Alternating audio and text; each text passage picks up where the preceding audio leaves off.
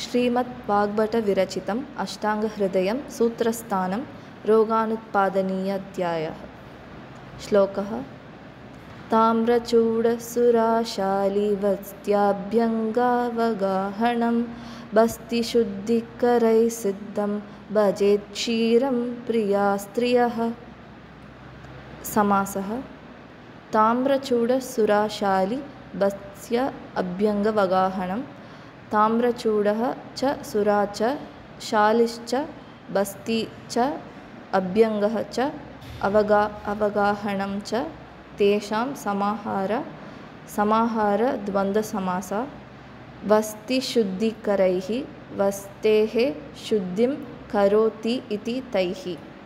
सन्धि भजेत् प्लस क्षीरं जष्ट्व चर्त्व सन्धि जलां जशोन्ते करी च।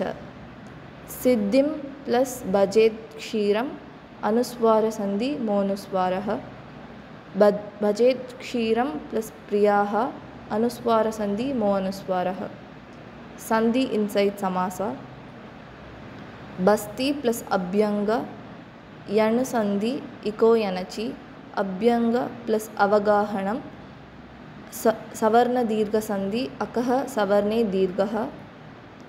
अंतलिंग विभक्ति वचनानि ताम्रचूडः अकारांत पुल्लिंग प्रथमा विभक्ति एकवचनं सुरा आकारांत स्त्रीलिंग प्रथमा विभक्ति एकवचनं शाली इकारांत पुल्लिंग प्रथमा विभक्ति एकवचनं बस्ती इकारांत पुल्लिंग प्रथमा विभक्ति एकवचनं अभ्यंगः अकारांत पुल्लिंग प्रथमा विभक्ति एकवचनं अवगाहनम् अकारांत नपुंसकलिंग द्वितीया विभक्ति एकवचनं वस्तिशुद्धिकरैः अकारांत पुल्लिंग तृतीया विभक्ति एकवचनं सिद्धम् अकारांत पुल्लिंग द्वितीया विभक्ति एकवचनं क्षीरम् अकारांत नपुंसकलिंग द्वितीया विभक्ति एकवचनं प्रियाः अकारांत स्त्रीलिंग द्वितीया विभक्ति बहुवचनं स्त्रियः इकारांत स्त्रीलिंग प्रथमा विभक्ति बहुवचनं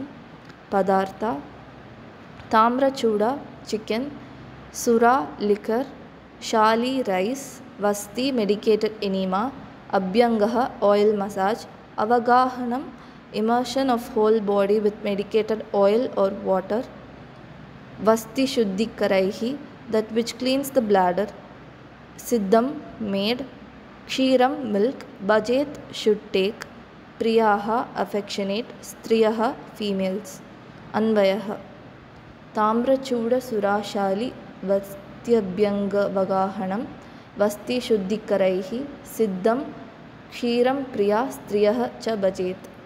अर्थः intake of chicken, liquor, rice, administration of medicated enema, oil massage, immersion of whole body with suitably medicated oil or water, consumption of milk prepared with drugs having the property to clean the urinary bladder, and the company of affectionate females helps to relieve the distress.